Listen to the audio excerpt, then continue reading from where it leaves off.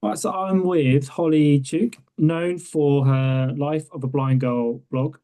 And we're chatting today because, very excitingly, Holly has been nominated in the Football Content Awards, which is due to be announced in November. Um, Holly, thanks for chatting with me today, and Hello. congratulations. Thank you. Thank you so much for having me. Before we get on to your nomination, perhaps you could just give us a bit of a background about yourself and your blog, because despite the nomination, it's not a exclusively football blog that you write, is it? Yeah, of course, absolutely. So I have been blogging on my blog Life of a Blind Girl for just over 10 years now, which is, gosh, it's so strange to think about because yeah, I really don't know where the time's gone. But my blog is basically about my life as a blind person, from everything from my mainstream school experience to university and now into employment. It's kind of followed me through the various chapters of my life over the last 10 years. And as well as that, I kind of also do a lot of advocacy work trying to encourage people to help make the world more accessible for blind or visually impaired people like us. And yeah, I cover things like disability and accessibility and pretty much kind of any topic in the disability world or the world of visual impairment that I'm really passionate about. So yeah, trying to cover a range of topics and kind of share my lived experience to hopefully educate others, but help blind and visually impaired people because yeah, that kind of voice and those messages from other people is something that I could have really done with when I was younger. So I'm hoping that in some way I can be that little voice. It's, as you described, it's very varied, it's very personal. It's not exclusively about football, but football is a growing interest of yours anyway, and it's something that you've been writing about recently. Is that right? Yeah, so I was really into football as a child, probably when I was about 5 or 6. I could always be found kicking a ball around the garden, playing with my friends in the street. And then I began to lose my interest to football when I was probably about 9 or 10 because I really wanted to join my primary school girls' football team. And as a blind person, the school rightly said no because I was in a mainstream education and they didn't have blind football back then in my school. But 10-year-old Holly didn't understand why she couldn't join, and she just wanted to kick a ball around with her friends because, yeah, she wanted to be like everyone else and do something she enjoyed. And I did other things obviously alongside that, but yeah, that kind of took a bit of a hit for me, losing my interest of football. And then it was only when the Lionesses won the Euros in 2022, and I know it's a familiar story for many women's football fans, but yeah, I got really hooked on that, having not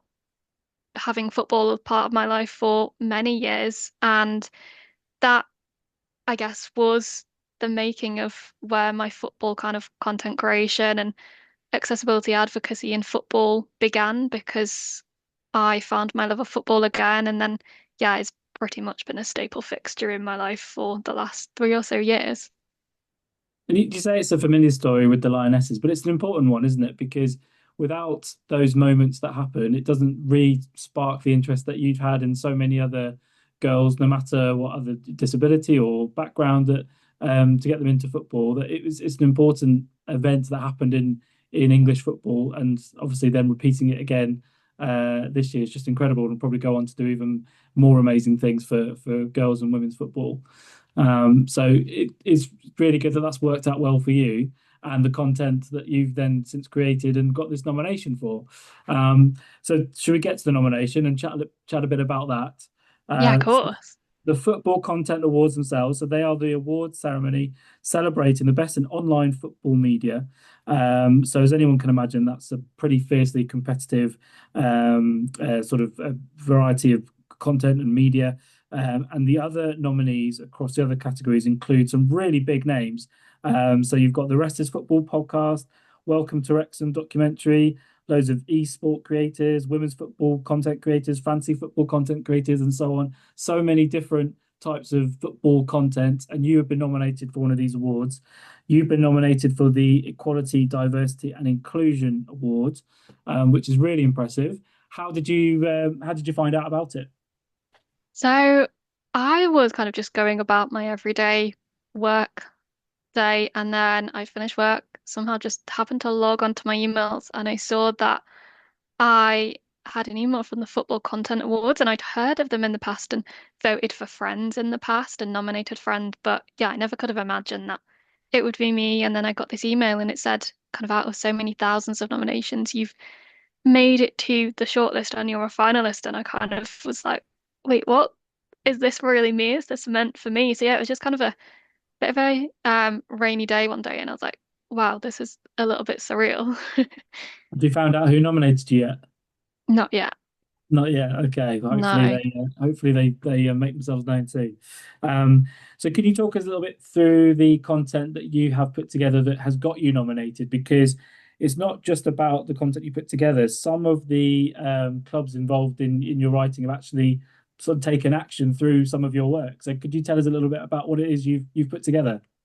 Yeah, of course. So I'd say the football content I do probably takes two kind of strands, one in the world of accessibility and then the other in writing and content creation. So in terms of accessibility, I'm always trying to champion and encourage clubs to start adding alt text to their social media post. And as kind of football fans, social media is where we consume a lot of content. It's where we keep up to date with our teams, transfer news, sometimes scores, and the progress of matches on match days. And there's so many clubs that don't add alt text to their social media channels. And in terms of the women's football space, I sat down one time and thought, right, I'm going to look at the Women's Super League, which is kind of the top flight of women's football in England. And I looked into how many of the teams were adding alt text. And at the time, it was less than half. So,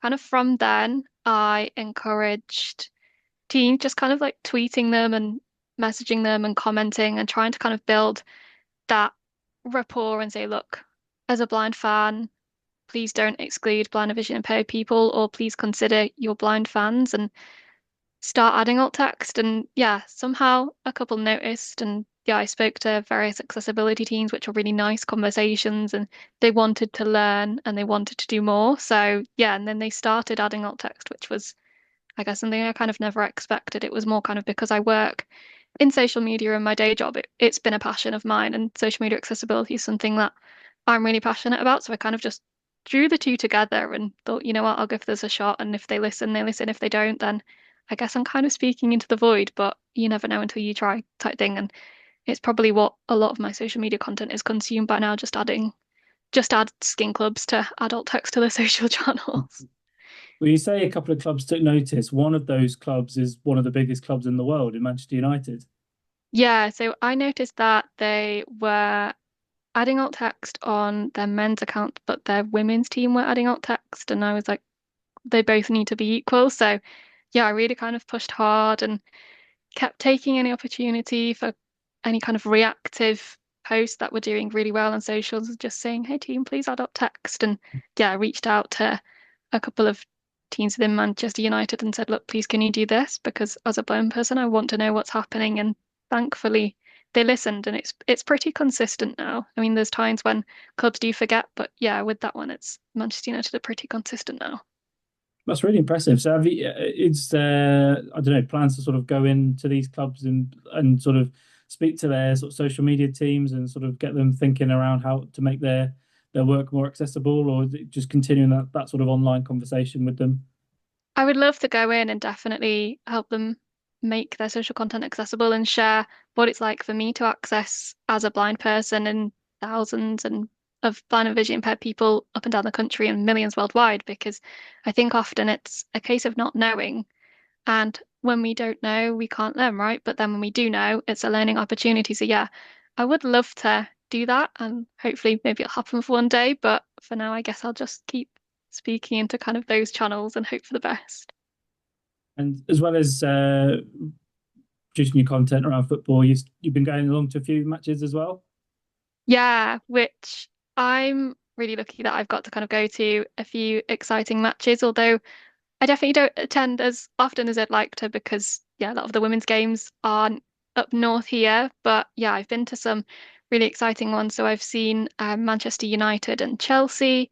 I've been to a Lionesses match. I went to an Arsenal Manchester United match at the very end of their 2024-25 season and experienced the amazing audio descriptor commentary at the Emirates, which yeah was just incredible. And I've got a couple of matches in the pipeline over the next few weeks, which is really exciting. So yeah, I'm really looking forward to kind of going back.